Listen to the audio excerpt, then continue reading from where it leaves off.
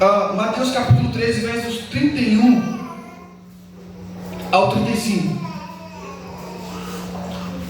Duas parábolas aqui. Ouça a palavra de Deus, do verso 31 ao 35 do capítulo 13. Outra parábola lhes propôs, dizendo: o reino dos céus é semelhante a um grão de mostarda, que um homem tomou e plantou no seu campo, o qual é, na verdade, a menor de todas as sementes, e crescida é maior do que as hortaliças, e se faz árvore, de modo que as aves do céu vêm, aninham-se nos seus ramos. Disse-lhes outra parábola: o reino dos céus é semelhante ao fermento que uma mulher tomou e escondeu em 3 medidas de farinha, até ficar tudo levedado. Todas estas coisas disse Jesus às multidões por parábolas, e sem parábolas nada lhes dizia, para que se cumprisse o que foi dito por intermédio do profeta: abrirei em parábolas a minha boca, publicarei coisas ocultas desde a criação do mundo. Amém. Irmãos, nós vamos meditar nessas duas parábolas, e o tema sugestivo aqui para o momento é que é parábolas do grão de mostarda e do fermento. Eu preferi juntar aqui porque ambas elas têm o mesmo propósito. Elas têm aspectos diferentes das outras, ainda que tenham algo em comum. Sim, há algo em comum entre elas, né? As parábolas anteriores, não é? Mas vejamos como essa parábola acontece. Primeiro que eu quero deixar algo claro aqui para os irmãos. Irmãos, eu estava junto com a nossa irmã Amanda assistindo um debate teológico, e aí meu juízo fica quase derretendo, sabe?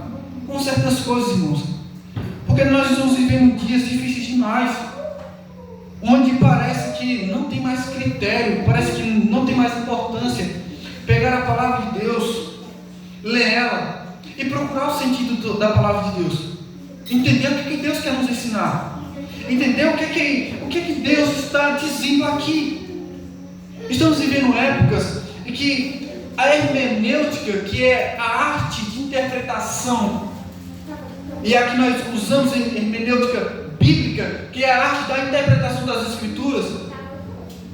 Estamos vivendo dias, irmãos, em que as pessoas querem dar o que elas acham do texto, e a gente vai ficando cada vez mais pobres de conhecimento da palavra de Deus.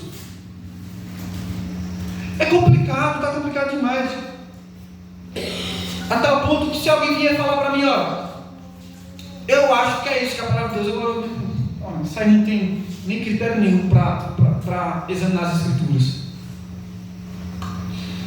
A tal ponto de, numa conversa que comece a ficar calorosa, que comece a ficar esquentada, eu chegar ao ponto de dizer assim: qual é a tua hermenêutica? Qual é o teu critério para examinar as Escrituras? Quais são os métodos que tu está usando? Já para encurralar as pessoas. Que hoje está assim, irmãos. Hoje cada um bota o dedo no texto da Bíblia e diz o que quer. E diz o que quer. Cada um que pega um versículo da Bíblia e diz assim: ó, Deus está dizendo isso. Pá. Mas, irmãos, como é que você sabe? Como é que você sabe que você está certo? Como é que você sabe que você está errado? E eu quero deixar uma coisa clara para os irmãos aqui, que a regra de interpretação bíblica, desde a reforma protestante, deu origem aos crentes, aos evangélicos, aos chamados protestantes, o que tem vigorado até os nossos dias, e que não abrimos mão como regra de fé, e como regra de examinar as Escrituras para a nossa fé, é histórico, gramatical, contextual. Deixa eu chamar assim. Outros teólogos chamariam de outra forma. O histórico gramático, nós precisamos examinar a gramática do texto, precisamos examinar o texto, porque Deus nos deu uma revelação bíblica em que há aqui escrita e precisa ser entendida essa escrita. Não, eu acho que Deus está fazendo isso, eu acho que Deus está falando isso comigo, eu acho que Deus está... Não é eu acho, não é opinião, gente. Qual é a verdade de Deus? O que é que Deus está ensinando? Então, isso aqui é importante. E eu estou trazendo isso para os irmãos, porque essas duas parábolas aqui, elas causam um pouco de confusão no meio de interpretação bíblica. Porque, veja, essas duas parábolas, elas têm características similares, parecidas, e essas duas parábolas falam praticamente de crescimento, de aumento, de multiplicação. Há um aspecto também de tempo, assim, mas a característica principal dessas duas parábolas é o seu crescimento. Nas parábolas anteriores temos um aspecto tanto temporal, como também um aspecto de crescimento. Temos um aspecto de rejeição, aceitação do reino e do rei, que é o Senhor Jesus Cristo, e o reino dele. Tem um aspecto, não é, de que há uma atuação de Satanás.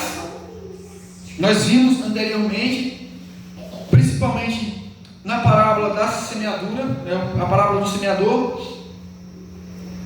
Mas aqui, irmãos, essas duas parábolas, elas lidam simplesmente com esse aspecto de crescimento. E vejam, é tão complicado, irmãos, porque o pessoal tenta dar o seu próprio entendimento nessas parábolas. Por exemplo, a parábola do fermento, ela é confusa para alguns, porque às vezes confunde com o que o Senhor Jesus disse lá no capítulo 16, versículo 11, que o Senhor Jesus vai falar de fermento como o legalismo dos fariseus, dos escribas, dos saduceus, dos grupos religiosos de sua época.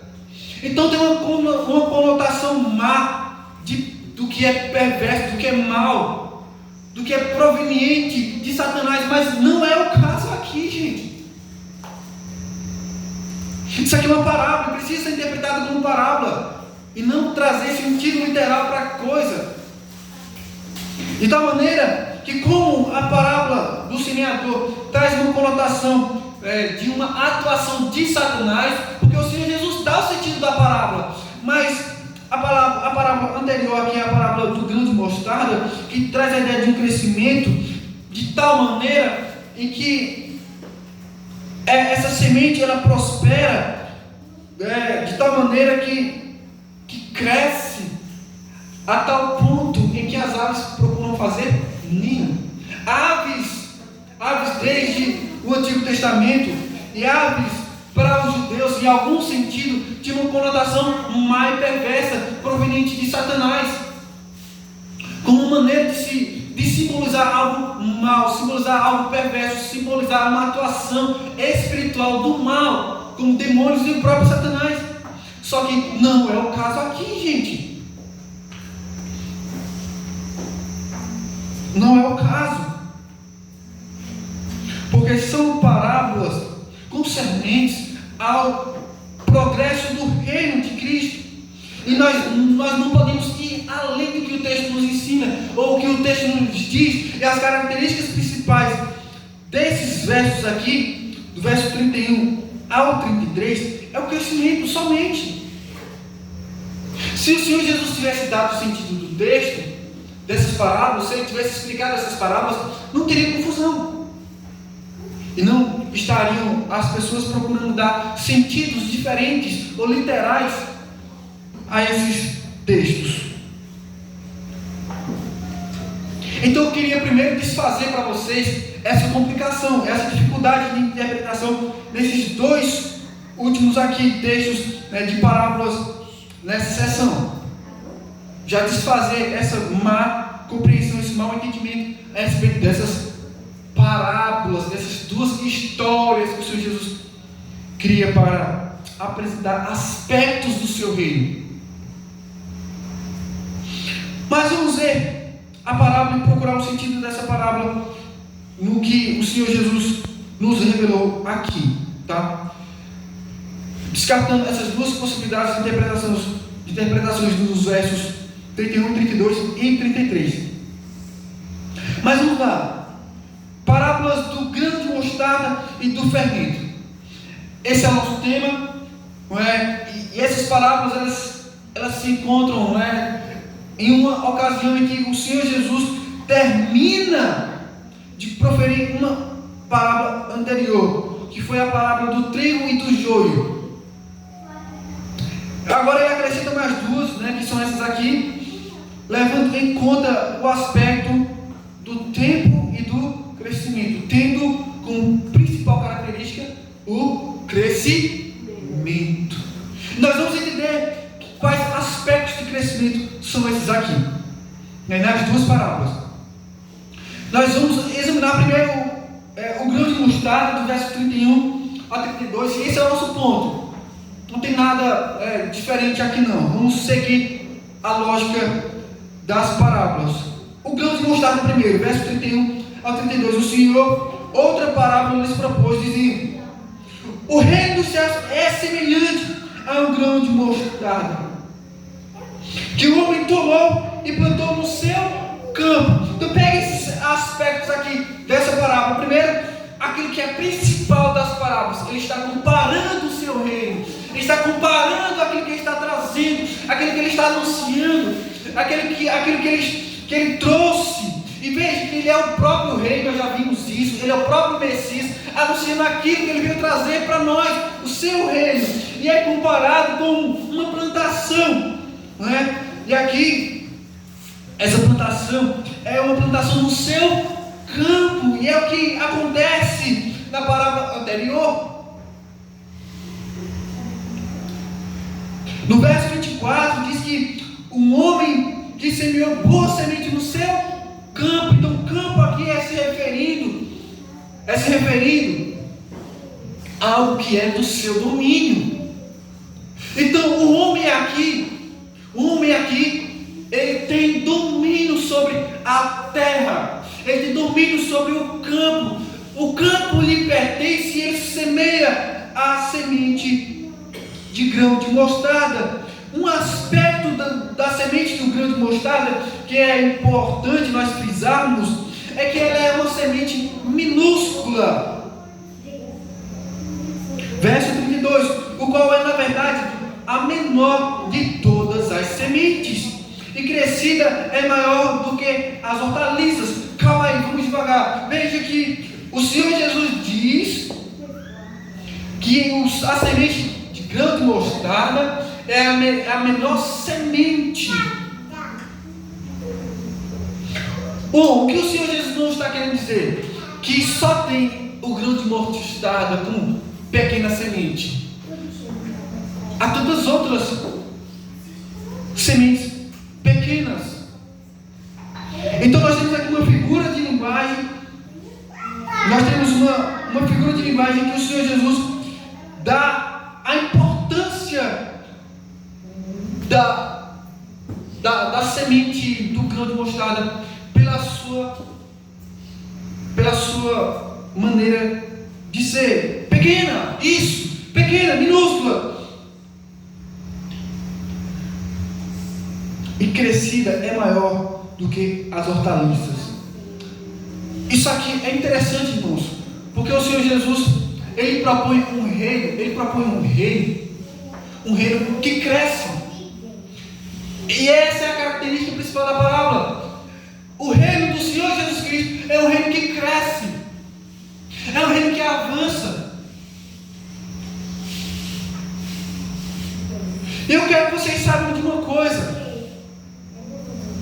quando o Senhor Jesus Cristo, antes de partir, ser assunto aos céus, ele deixa uma ordem, a gente chama de a grande comissão. Está aqui em Mateus capítulo 28, nos últimos versos. desse evangelho. Ele disse o quê? Ide, portanto, fazei discípulos, ensinando todas as coisas que eu vos tenho ordenado. Batizem em nome do Pai, do Filho e do Espírito Santo. O que acontece? O reino do Senhor Jesus Cristo, nas parábolas, ela tem um aspecto em que nós não entendemos muito bem.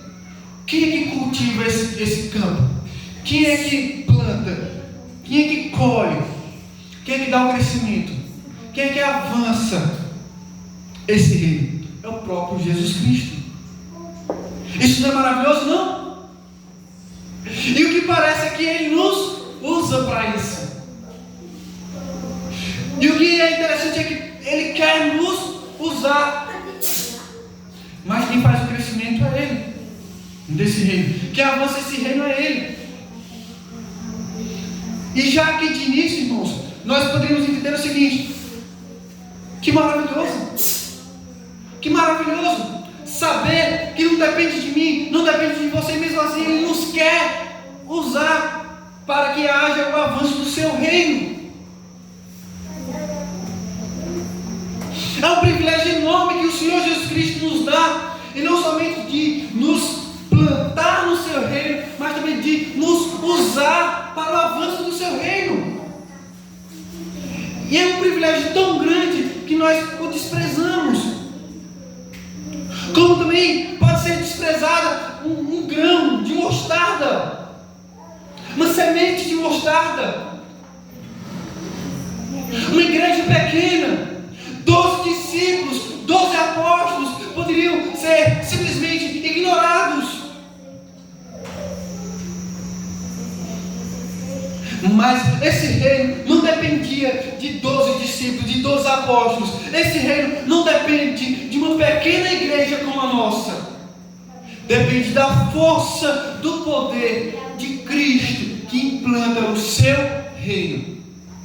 E é Ele que dá o crescimento. E Ele quem cultiva. E quando a semente germina no solo e cresce, pesquisadores dão aí uma altura de até 3 metros, né, a partir de uma pequena semente de mostarda, produz uma árvore de 3 metros aproximadamente. Se você for pesquisar, talvez tenha até maior, mas isso aqui é uma altura média.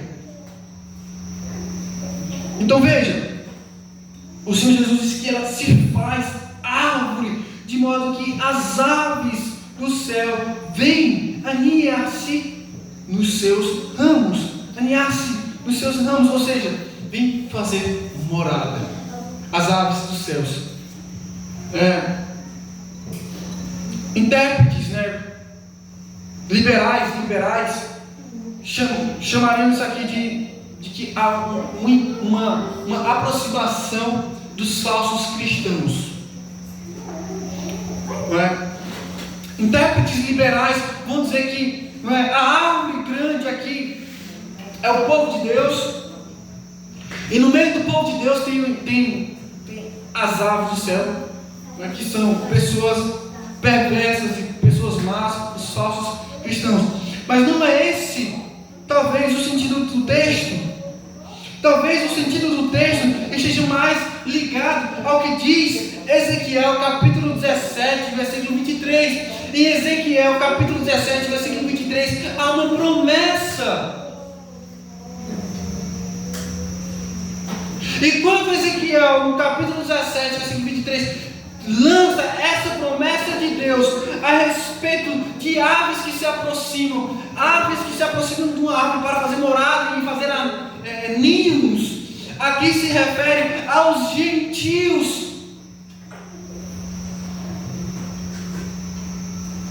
E que esse reino que é apresentado, esse reino que é implantado, não é somente para os judeus, mas é também para todas as nações da terra.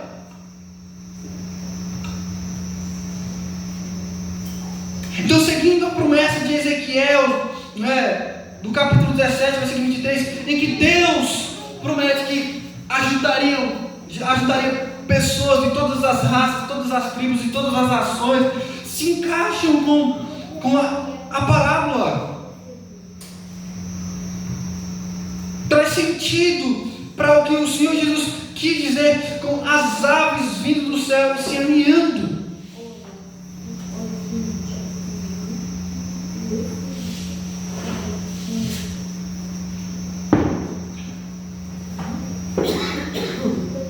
Caminhando, irmãos, saindo da parábola do grão de mostarda, temos a do fermento no verso 33, que nos diz: disse-lhes outra parábola: o reino dos céus é semelhante ao fermento que uma mulher tomou e escondeu em 3 medidas de farinha, até ficar tudo, mas tudo levedado.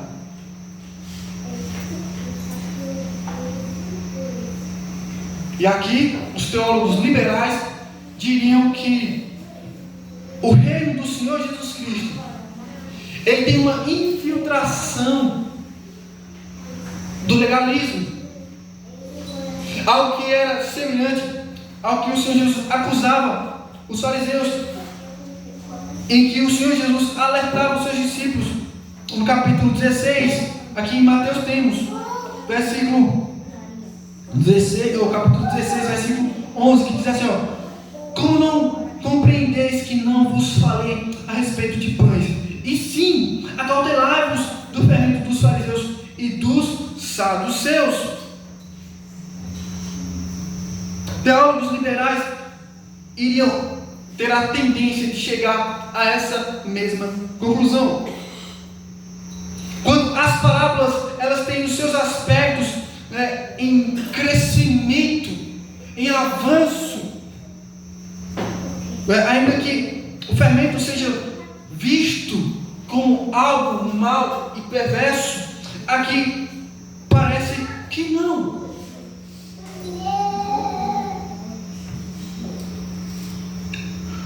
A semelhança do reino em que a mulher tomou e escondeu em 3 medidas de farinha até ficar tudo levedado, parece condizer com o que foi acabado de falar o Senhor Jesus nos versos anteriores.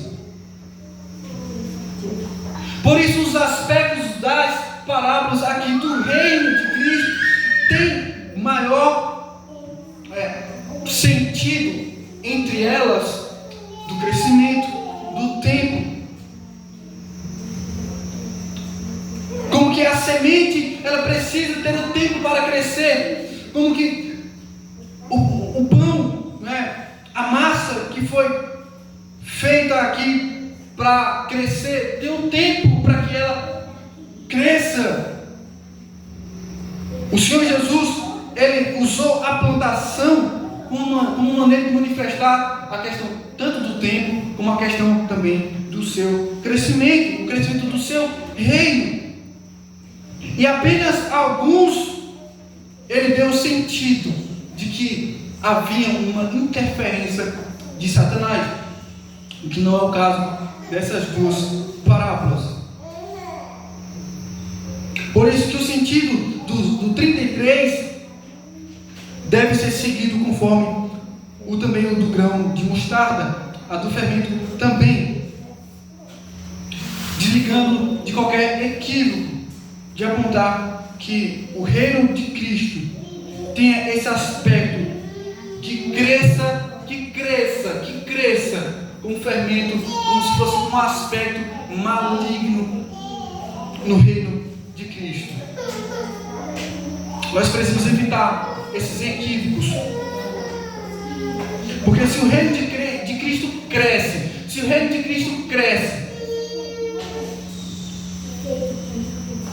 e é esse o sentido da parábola, nós podemos chegar a 3 conclusões finais.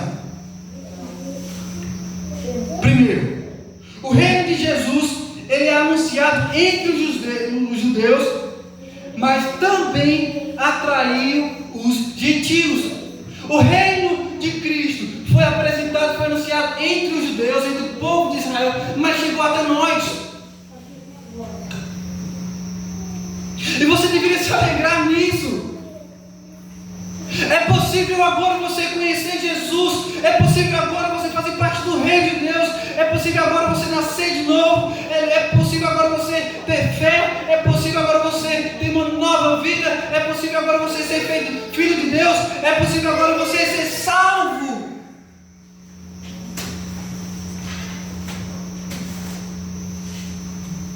Ninguém questiona porque o Cristo, porque o Messias veio para os judeus, porque veio para lá e ele não veio entre meio os gentios. Você já parou para perguntar isso? Por que Jesus não veio ao mundo e nasceu no Brasil?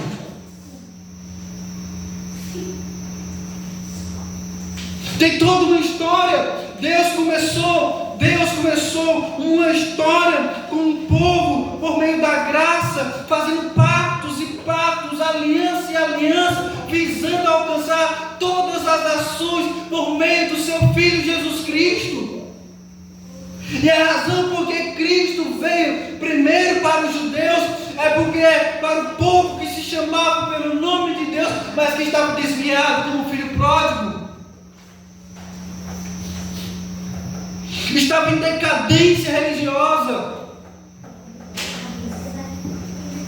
E aqui está a nossa alegria, porque Cristo não se limitou ao povo de Israel, mas Ele estendeu o seu reino para nós, gentios. Nós éramos alheios a Deus, nós não conhecíamos nada de Deus, mesmo podendo discernir uma divindade, um ser divino, um Criador, por meio das coisas que foram criadas, contemplando os céus e a terra, o respirar, as provisões, sabendo que nós comemos do que é plantado, do que é produzido, do fruto da terra.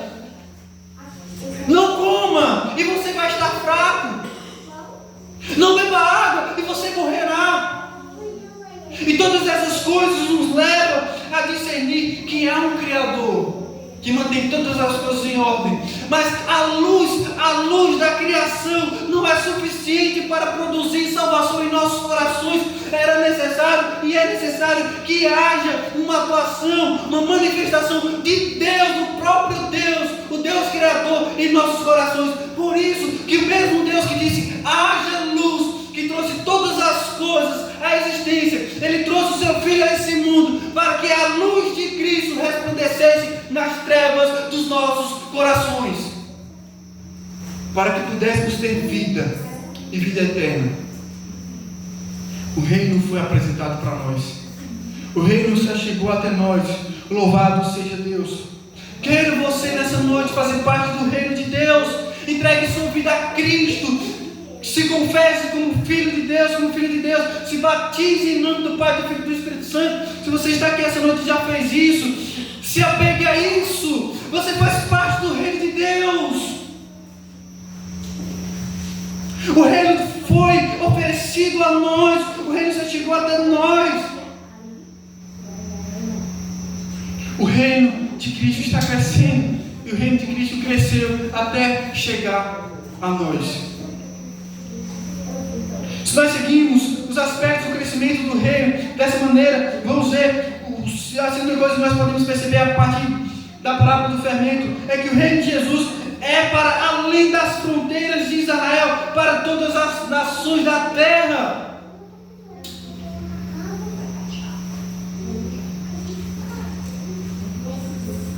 Para todas as nações da terra.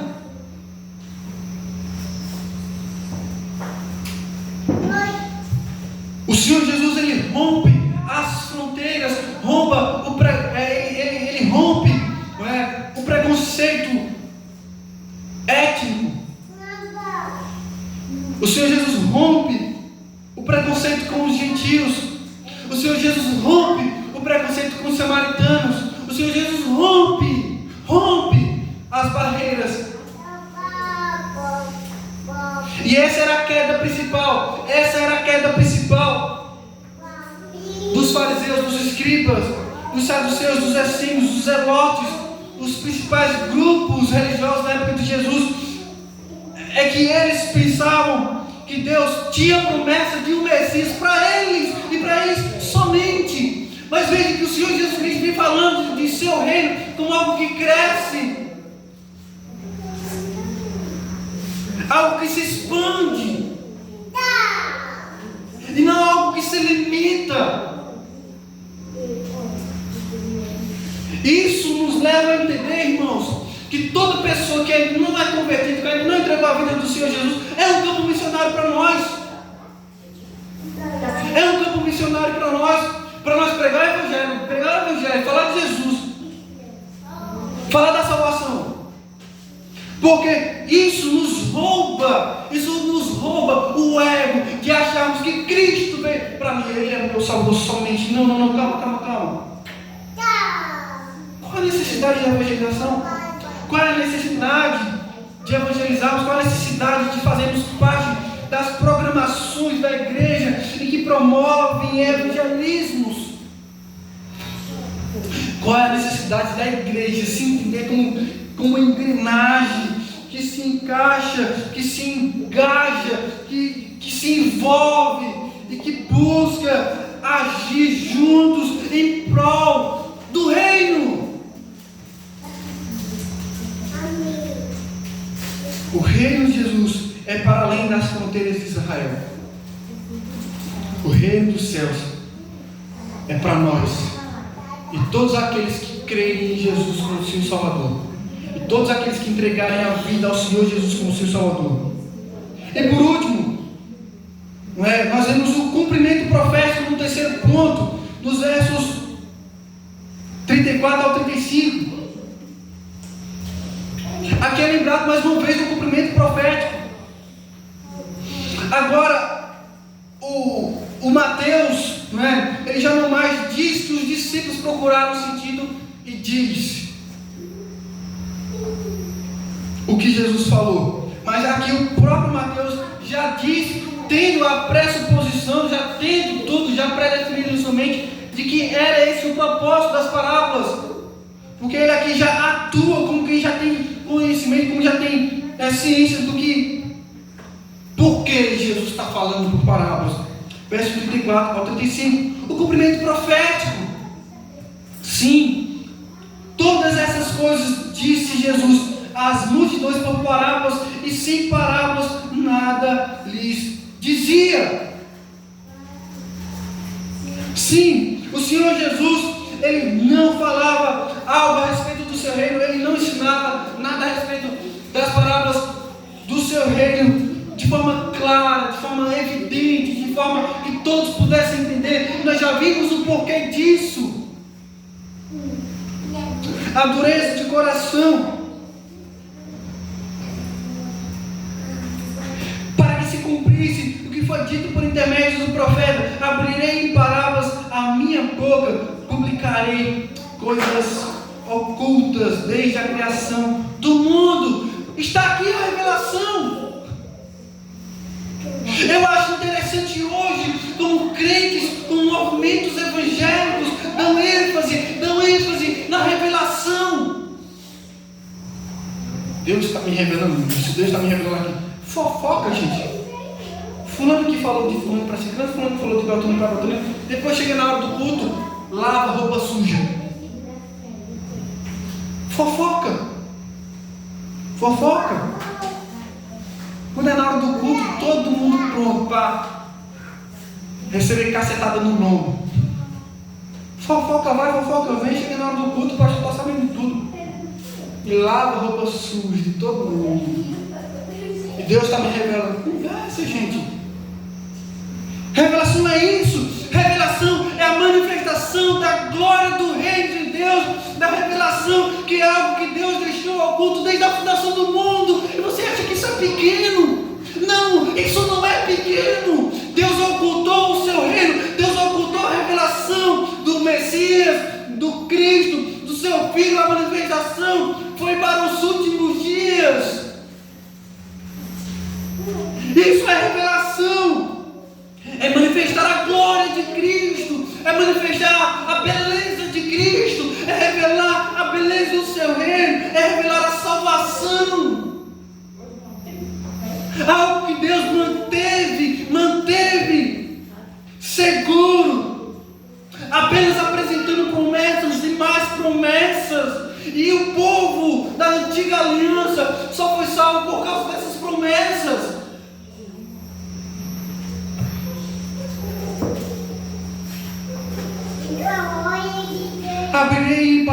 da minha boca publicarei coisas ocultas desde a criação do mundo. Salmo 78, versículo 2.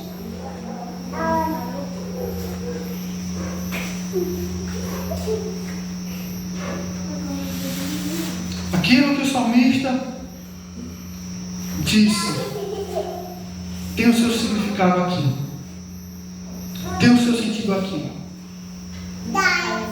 E Deus manifestou salvação, trazendo um reino, um novo reino, não um reino terreno, temporal, passageiro, que pode ser destruído, mas um reino espiritual e eterno, o reino dos céus, o reino do novo céu e da nova terra.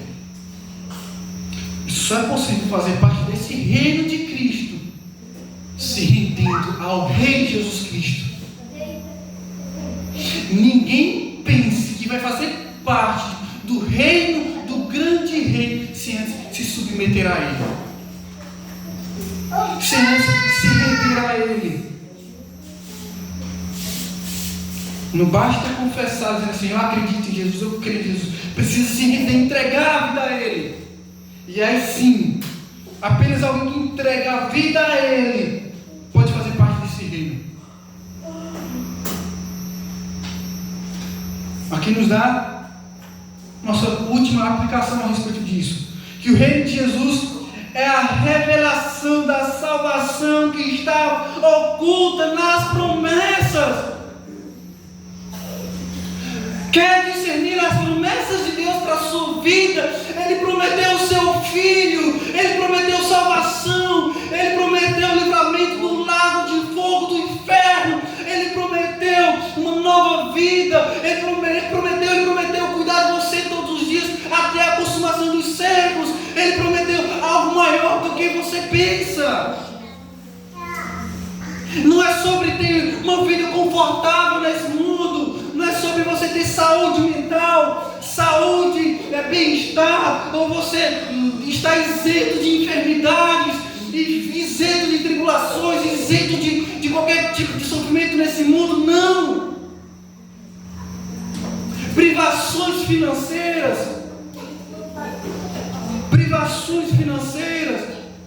não poder usufruir, de riquezas nesse mundo. Não é sobre isso. É sobre a nossa alma, é sobre a nossa vida, é sobre os nossos corações, é sobre algo eterno, é sobre o que não se vê, e nós nos atentamos e nos contentamos apenas com o que nós vemos.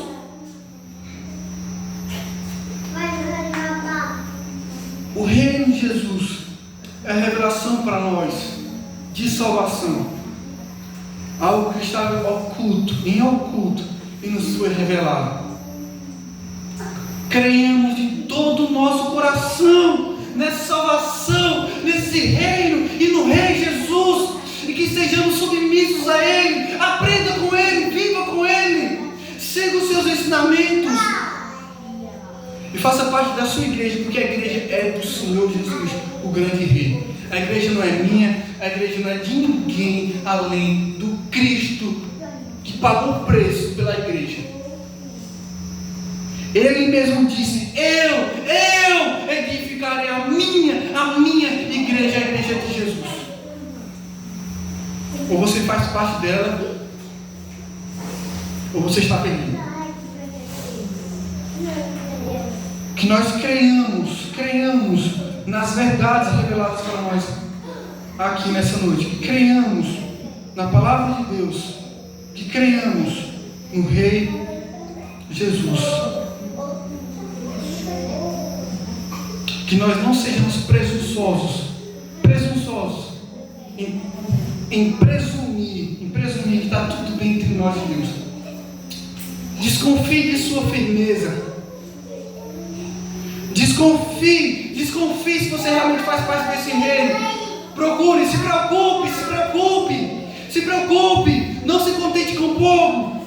Não se sinta satisfeito porque você lê Bíblia, porque você ora, porque você vai para a igreja, porque você faz parte das programações da igreja. Não, se preocupe mais. Se preocupe com sua própria bondade. Desconfie dela. Desconfie dos seus arrependimentos. Desconfie. Não se sinta seguro. Não se sinta seguro. Além de que você tenha certeza que Ele é o teu rei. E que você é o seu súdito. Desconfie. Até que você tenha certeza de que você é uma pessoa submissa a Cristo. De que você é uma pessoa submissa a Cristo. Não a minha vontade, não a minha vontade, a tua vontade, Senhor. A tua vontade. É o teu reino em mim. É o teu reino em mim. Nós precisamos, irmãos, pensar um pouco mais. Não sermos presunçosos. Não sermos presunçosos. Desconfie de sua santidade. Desconfie de sua santidade. Não deixe o pecado de forma sorrateira te derrubar. Suas convicções de sua santidade, de sua integridade, de sua fidelidade estão nisso aqui. E você está consciente de que você tem um rei, e esse rei é Jesus Cristo. Ele reina em teu coração, por Ele ter implantado um reino em você, que já iniciou, que será consumado quando Ele voltar para nos buscar. Em nome de Jesus, oremos. Senhor Deus, querido Pai, eu te agradeço pela tua palavra. Eu te agradeço pelo entendimento que o Senhor nos dá aqui nessa noite. Abençoa nossas vidas, Senhor. Que não venhamos abrir mão de nossas convicções de fé e das tuas verdades a nosso respeito, mas que não sejamos presunçosos a acharmos, porque um dia estamos de pé, mas nós devemos ter cuidado para não cair.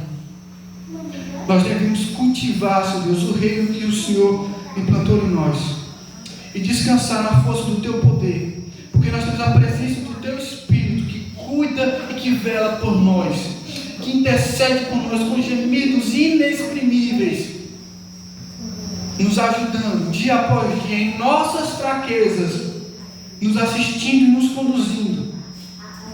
Temos o próprio Senhor Jesus Cristo, o nosso advogado intercedendo por nós, o próprio Rei, nosso próprio Rei Jesus Cristo é o nosso advogado. Estamos acobertados somente nele.